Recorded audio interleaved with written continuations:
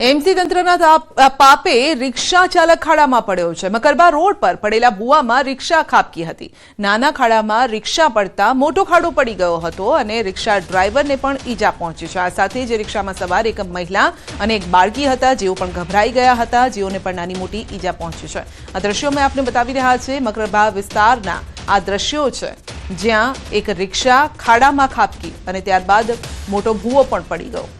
જો કદાચ લોકો આસપાસના લોકો બચાવવા ન આવ્યા હોત તો આખી રિક્ષા કદાચ એની અંદર પણ સમાઈ શકી હોત। સવાલ અત્યારે એ ઊભો થઈ રહ્યો છે કે હજુ તો ચોમાસાની શરૂઆત નથી થઈ, હજુ ઉનાળો ચાલી રહ્યો છે અને ત્યાં જ આ ભૂવા પડવાનું શરૂ થઈ ગયું છે।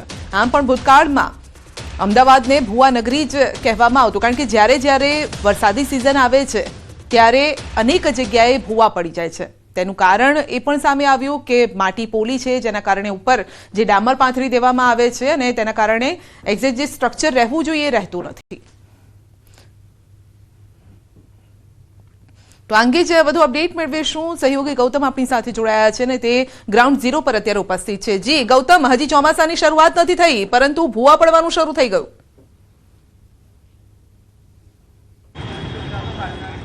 ચોક્કસથી વાતાવરણમાં થોડો પલટો આવ્યો અને પલટો આવ્યા બાદ અમદાવાદ જે ભૂવા નગરી તરીકે જાણીતું છે તે ફરી એકવાર સાબિત થયું। એટલે કે વરસાદ નથી છતાં પણ ભૂવા પડવાનો સિલસિલો જે છે તે યથાવત રીતે જોવા મળી રહ્યો છે। આ મકરબા વિસ્તાર છે અને મકરબા વિસ્તારની અંદર આ મસ્ત મોટો ભૂવો જે છે તે અત્યારે હાલ પડ્યો છે। જો કે ભૂવો પડવાની સાથે જ અત્યારે હાલ તમામ જે કોર્ડન જે છે તે કરી દેવામાં આવ્યું છે, પરંતુ મહત્વની વાત એ છે કે મકરબાથી સીધી સેટેલાઇટ તરફ જે રિક્ષા જતી હતી, આ રિક્ષા જે છે તે આ ભૂવાની અંદર ખાબકી હતી। તમે જોઈ રહ્યા છો કે મસ્ત મોટો ભૂવો છે, અંદાજે 4 થી 5 ફૂટ ઊંડો અને 4 થી 5 ફૂટ પહોળો ભૂવો જે છે તે પડી ચૂક્યો છે અને આ રિક્ષામાં સવાર જે 2 થી 3 લોકો હતા તે ઘાયલ થયા છે। મહત્વની વાત સાથે તે છે કે તમામ લોકો અત્યારે જોઈ રહ્યા છો કે ભૂવો પડવાની સાથે અહીંયા આવ્યા હતા અને તેમણે સુરક્ષિત સ્થળે લોકોને ખસેડવાની જહેમત જે છે તે પણ ઉઠાવી હતી। આ રિક્ષાની હાલત તમે જોઈ રહ્યા છો કે આ રિક્ષા જે છે તે જુહાપુરા એટલે કે મકરબા વિસ્તારથી લઈને સેટેલાઇટ તરફ જતી હતી અને ત્યાં જ અચાનક આ ભૂવામાં ખાબકી હતી। રિક્ષાના જે આગળનો ભાગ જે છે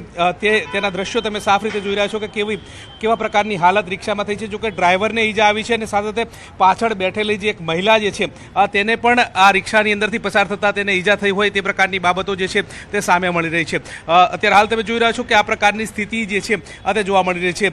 જો કે વરસાદ નથી છતાં ભૂવા પડવાનો સિલસિલો જે છે તે યથાવત રીતે જોવા મળતો હોય છે।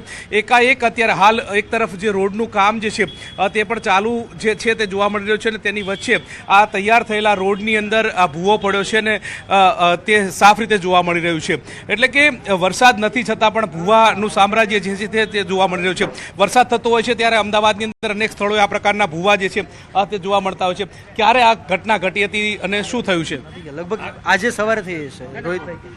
આ ઘટના લગભગ અડધો કલાક પહેલાં ઘટી છે અને એની અંદર સામાન્ય માણસ રિક્ષા લઈને જતા હતા, એમાં ભૂવો પડ્યો એટલે એ થોડા ઇન્જર્ડ થયા છે અને કોર્પોરેશન તરફ જાત ગાડી અહીંના કાઉન્સિલરો શ્રીએ 10 જ મિનિટની અંદર બધું કોર્ડિનેટ કરાવી દીધું, ટોટલ રોડ બંધ કરી દીધું। એટલે કોઈ જાનહાનિ થઈ નથી, પણ કોર્પોરેટર શ્રીએ તરત એના ઉપર ફોલોઅપ લઈને કામ પૂરું કર્યું છે। વરસાદ નથી છતાં ભૂવા પડે છે, આવું ન થવું જોઈએ, આવું ન થવું જોઈએ અને અંદર ઠોસ માલ નાખવો જોઈએ। હા, આવું સામાન્ય માટી નાખે તો થવાનું છે આવું, અને મોટા મોટી ફોલ્ટ કે આ રોડમાં એ જ કન્ડિશન છે અને ચોમાસું આવશે શું હાલત થશે? આ રોડની મેઇન રોડ છે, મેઇન એરિયા છે અને જો આવું થાય તો બહુ ખોટું કહેવાય, ભ્રષ્ટાચાર છે બધો જ્ઞાનનો। જેટલી તમે ક્યાં રહો છો? સામે જ બિલ્ડિંગમાં, સામેની બિલ્ડિંગમાં,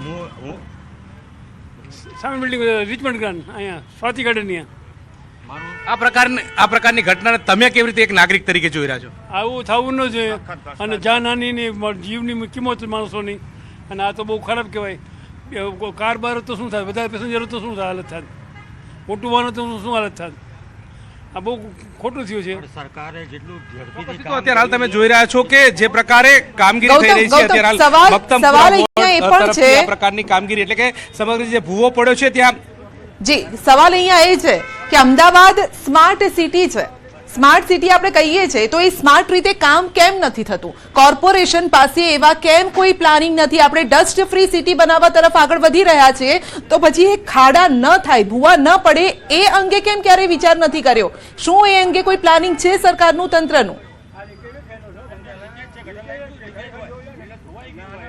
ચોક્કસથી જે પ્રકારની આ જે ઘટના પ્રકાશમાં આવી છે તે જોતા લાગે છે કે ઝડપી કામ કરવાના કારણે આ પ્રકારની સ્થિતિની જે નોબત જે છે તે આવતી હોય છે.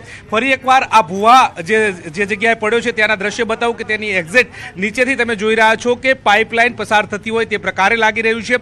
તેની ઉપર એટલે કે 3 થી 4 ફૂટ જેટલી જે સ્થિતિ જે છે ત્યાં માટી જે છે તે જોવા મળી રહી છે.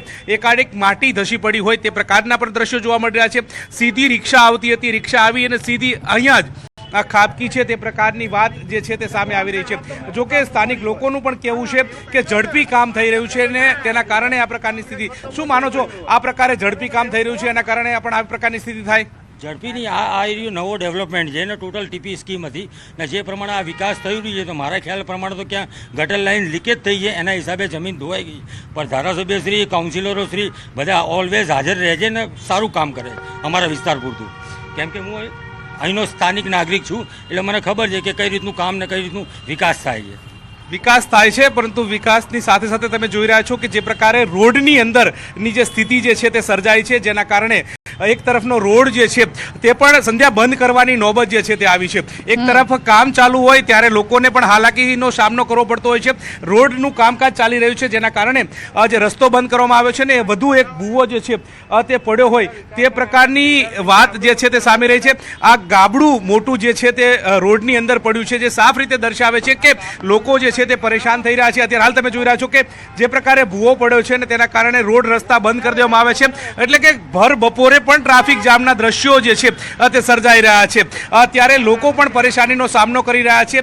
2 લોકો જે છે તે ઈજાગ્રસ્ત થયા છે. તમામને સારવાર અર્થે હોસ્પિટલ અર્થે ખસેડવામાં આવ્યા છે, પરંતુ ભૂવો પડતાની સાથે જ જે લોકો જે છે તે પરેશાનીનો સામનો કરી રહ્યા છે. પરંતુ સંધ્યા એક વાત ચોક્કસ, અમારી સાથે જોડાવા બદલ.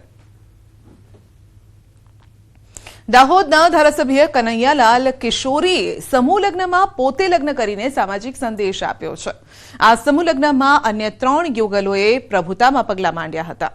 સમારોહમાં દહેજ, દારૂ, ડીજે પ્રથા બંધ કરી ખોટા ખર્ચા ન કરવાનો સંકલ્પ લેવડાવ્યો હતો. અન્ય 3 ગરીબ યુગલોના લગ્નનો તેમજ કર્યાવરનો તમામ ખર્ચ ધારાસભ્યએ ઉઠાવ્યો હતો. સમાજમાં બદલાવ માટે ધારાસભ્યએ આ અનોખી પહેલ કરી છે, જેને ઉપસ્થિત મહેમાનોએ સહર્ષ વધાવી લીધી છે. સમૂહ લગ્નમાં મુખ્યમંત્રી ભૂપેન્દ્ર પટેલ સહિત ધારાસભ્યોએ ઉપસ્થિત રહી તમામ નવયુગલ દંપતીને આશીર્વાદ અને શુભકામના આપી છે.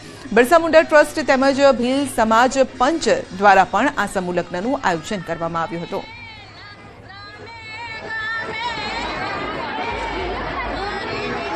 દાહોદ ધારાસભ્ય શ્રી કનૈયાલાલ કિશોરી સાહેબ અને બાકીના 3 જોડા એમ કુલ 4 જોડાના સમૂહ લગ્નો સંપન્ન કરવામાં આવ્યા. ધારાસભ્ય શ્રી દ્વારા સમૂહ લગ્ન